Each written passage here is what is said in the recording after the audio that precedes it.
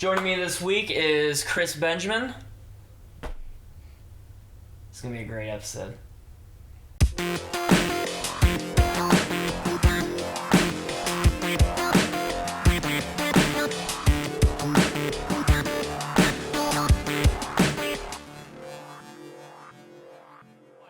Hey everybody, welcome to episode 2 of Top 5 Admission. Joining me today is my brother Chris Benjamin. Everyone. You might have known... I'm trying to cut you off.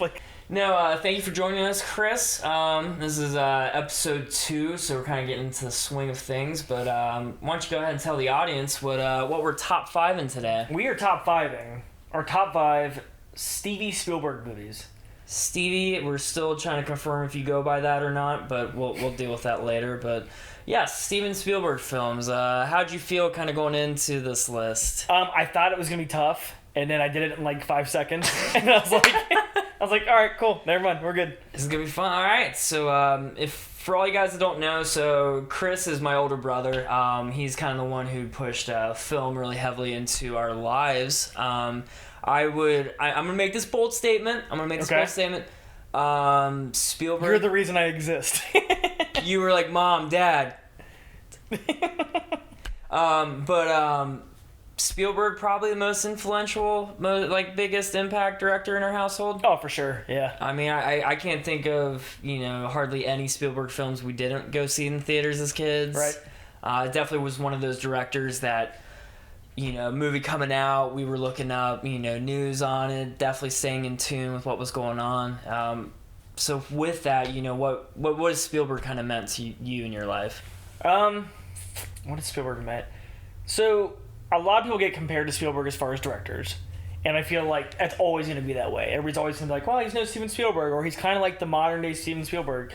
And the reason is that Steven Spielberg, I think, has always been really good at telling a convincing story that's for adults and entertaining for children at the same time. Like, he finds that demographic of age 4 to 110, and he gets them all. And I feel like very few people are able to have such a broad, wide demographic. No, absolutely. I think he makes stories that are relatable at any age. Exactly, yeah.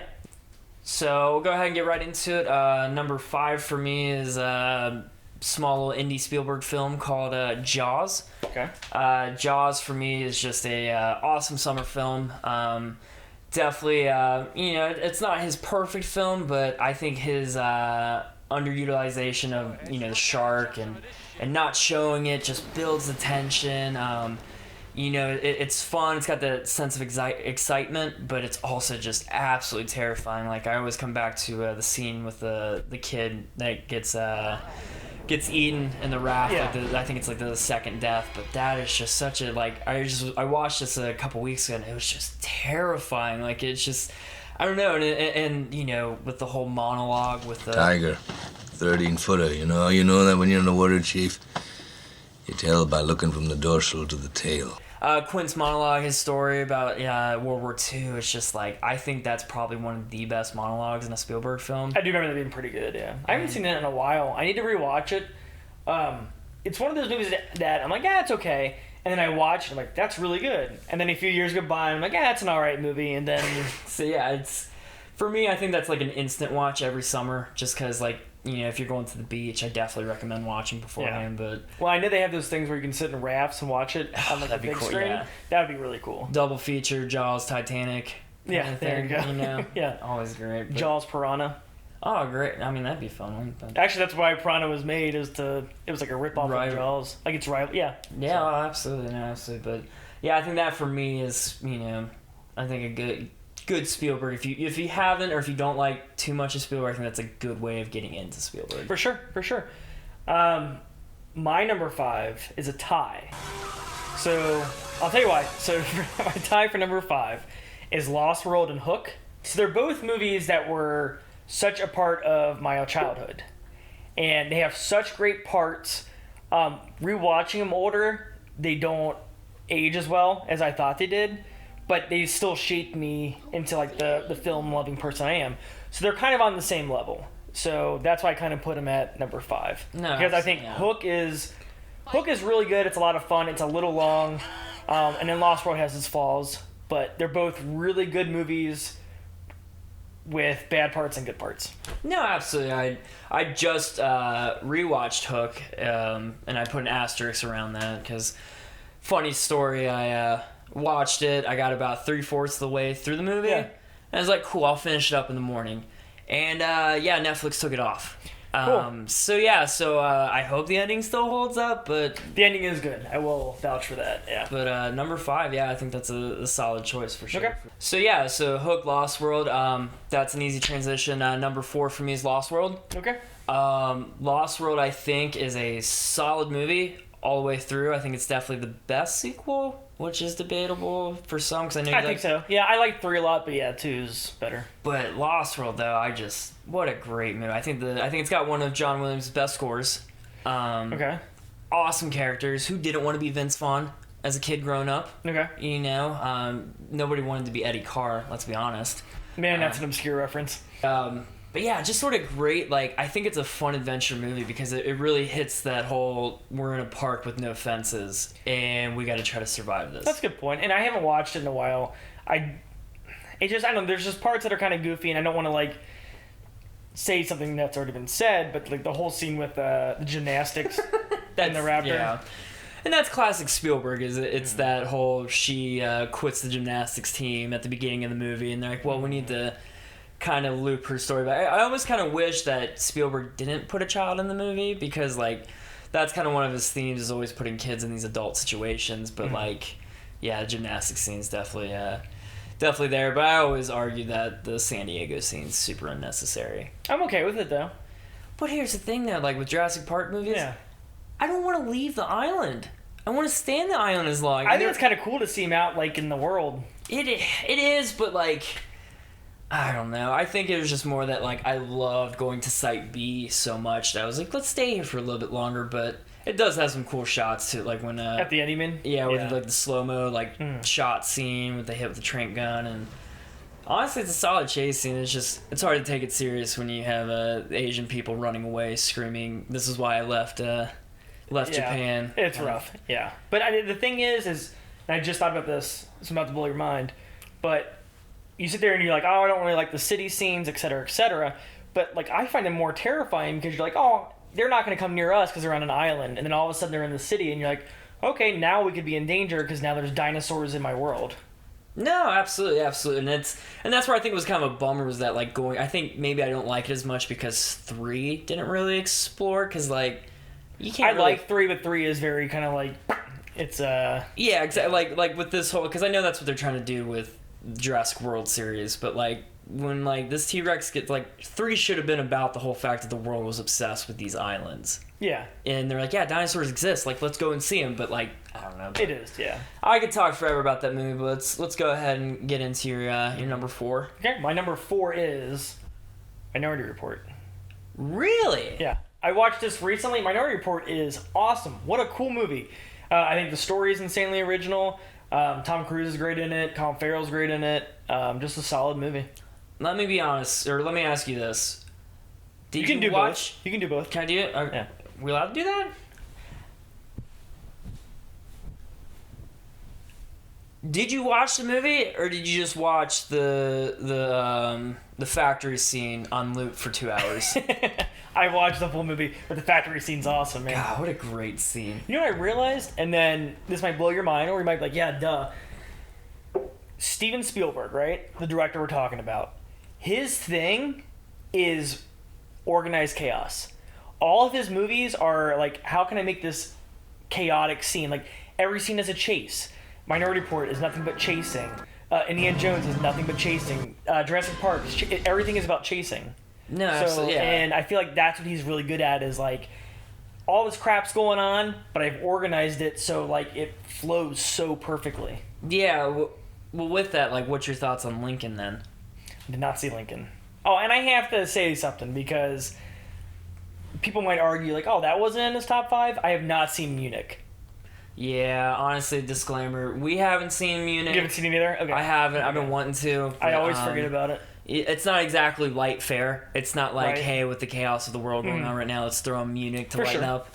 But no, that's fair. But do you think there's chasing in Lincoln? Like, do you think that maybe something like they had like a chase scene in that? I don't know. I like to think so. Catch Me If You Can? Can we confirm that with our off-cameraman chasing in Lincoln? Maybe. All right. Cool. You heard it here. You heard it. You heard it here, guys. Lincoln on par. Well, and even go further with my statement, we can go back to the off-cameraman person. Off-cameraman person, do you like Minority Report? It's okay. It wouldn't be in my top 5. Didn't you say you turned it off recently?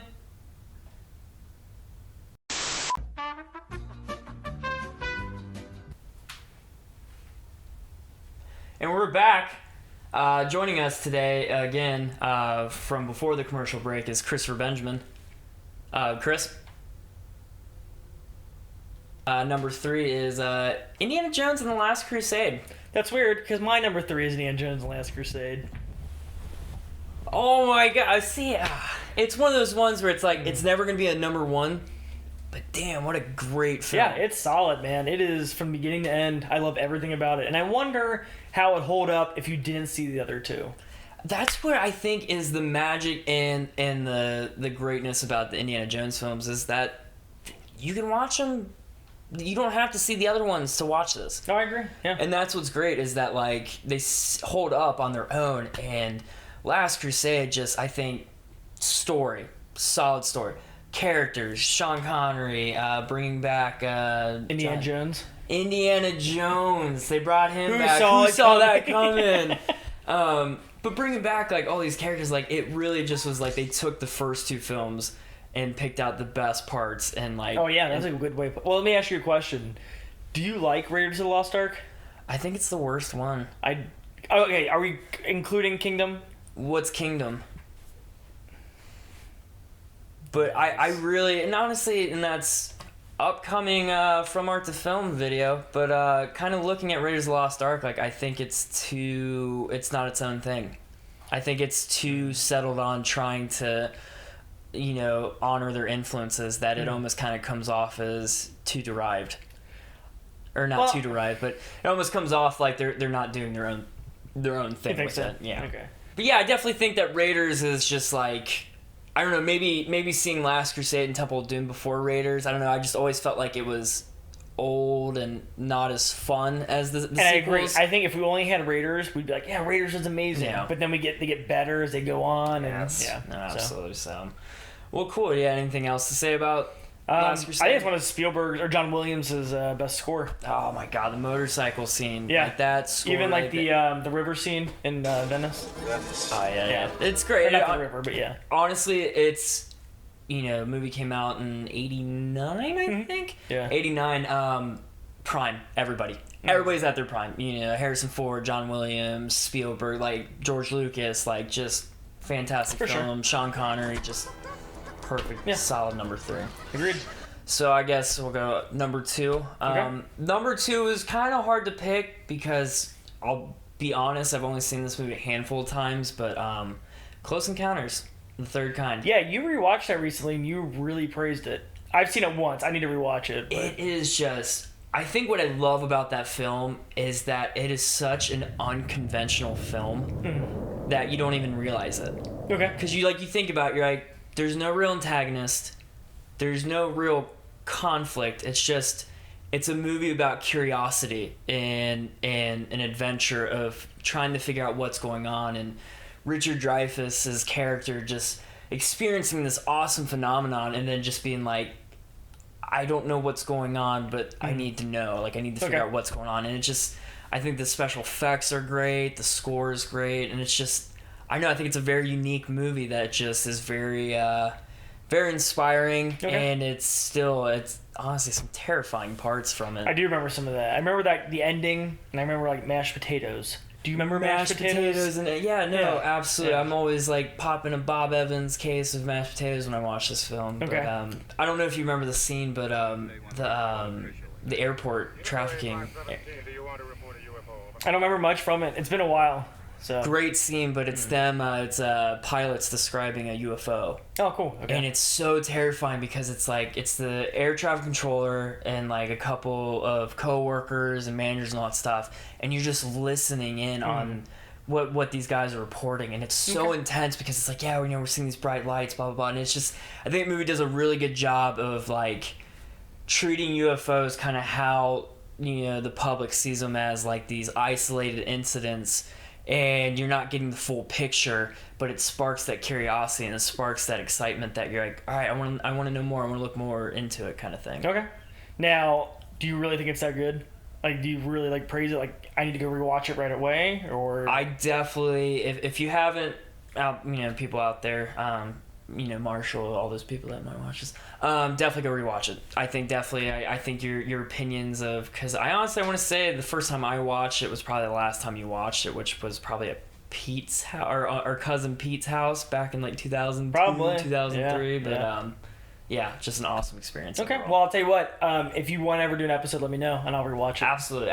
Okay. So, my number 2 is Jurassic Park, and it's okay.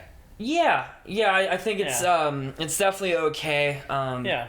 I don't think I would have put it at number 2. Yeah. But to each their own. We recently just saw it at the drive-in, and man, I feel like every time I watch a movie, it's like the first time watching it. And actually, I'll say the same for my number 1 too. It's like the first time watching it, and you always get something new out of watching Jurassic Park, and you're just like, oh, cool, I didn't really pick that up, like the plot. Things about the plot. Why don't you go ahead and tell the audience a little bit more about that? Okay, so last time I saw it was back when it came out in theaters in like 2016, or was it that long ago? Yeah. Okay. It was junior college. There was things from the plot I did not pick up before, and I was like, oh man, did you know that this is why he does this? And Jake was just like, yeah. That's the plot of the movie. It was really hard when he's like, did you know it's about dinosaurs? And I was like, all right. It was stuff I didn't pick up on as a kid. But then rewatching it recently in the drive-in, I didn't pick up anything new. So I understand Jurassic Park. Well, you know what? To each their own. I mean, I don't think I'd put it at that spot. I don't think the movie... What's your number 1? My number 1 is obviously Lincoln. No, my number 1 is Jurassic Park. Of course. That is, to me, is prime Spielberg. Going back to like Close Encounters and talking and like, it's like he takes all of his previous movies, Jaws, Close Encounters, Indiana Jones films, and he just combines it into this awesome adventure movie that not only does it like make you want to tear up from the sheer awe of seeing an actual dinosaur, but also being terrified that you're being chased by a T-Rex. Like, it just, the score's fantastic. The actors are great, the writing's great, the story's great. Overall, I think it's just a dare I say perfect film. Yeah, I don't really have any complaints with it. I mean, some of the CGI just is a little dated. But even though that's its worst problem, it's still pretty absolutely. It's not like George Lucas can't just go back and redo the CGI. But George Lucas made Jurassic Park. No, but that's what George Lucas does. That's what Spielberg does too. Oh fuck, he does. Yeah. But yeah, I mean, there's really nothing to like touch up with this movie. I mean, like the Brachiosaurus scene is, you get, I don't know, maybe because we watch a lot of movies, it's not as good looking as the rest of the movie. Yeah. But it still looks awesome. Yeah. My theory's always been like Spielberg's worst is still better than a lot of people's best. No, if that makes any sense. No, yeah, for sure. But yeah, I think it's a perfect movie too. I think it's that's fun. So I guess let's go into your number 1. What is your perfect Spielberg film? You know my perfect Spielberg. I do. Which you don't like, which is E.T. E.T. never gets old. I think it never gets good either, which is weird. Okay. This movie flies by for me. This movie it starts, and before I know it, it's over. I think the ending is the best 20-minute finale of a movie ever. It's the best score of a movie ever. I bawl every time I watch it. I love the characters. I just think it's his masterpiece. And that honestly, this could turn into its own episode, but we should have done our own episode on E.T., but go ahead. I think it's a great, I think the score is great, and I was reading into it and being because I knew you were going to pick E.T., and it was this is his fairy tale, this is Steven Spielberg's modern day fairy tale and all that stuff, and I just don't know what it is, but I don't get it. So did you rewatch it? Yeah, I did. I rewatched it about a couple weeks ago, and I don't know what it was, but I didn't get it. I don't mean and to that's fine. If you don't get it, you don't get it. But I don't get it. Yeah, no, that's fine. I don't know what you want me to say. And that's fine. It's not for everybody. And I don't know. That just happened to be my favorite. You know what's weird is I bring that up to people a lot. And I'm like, this is my favorite Spielberg. That's usually how I start conversations. And most people were like, oh, I haven't seen E.T. since I was a kid. Like, I feel like now a lot of people are rewatching it maybe. I could see, yeah. I think it's definitely, you don't hear a lot about it. And I think it's one of those movies that, like, people kind of want to preserve their initial feelings from when their they were childhood memories. Yeah, their child. Yeah, for sure. And I get that, and I think it's great. I don't know. I think for me, that took me out of the film was just how goofy E.T. looked. Oh, really? See, I think it's like adorable. I don't know. I don't know. But again, this could be a whole episode. I definitely. I mean, fantastic shot. The score is great. And the acting, honestly, is really good. I think what's his name does a great job as a kid actor. And Yeah.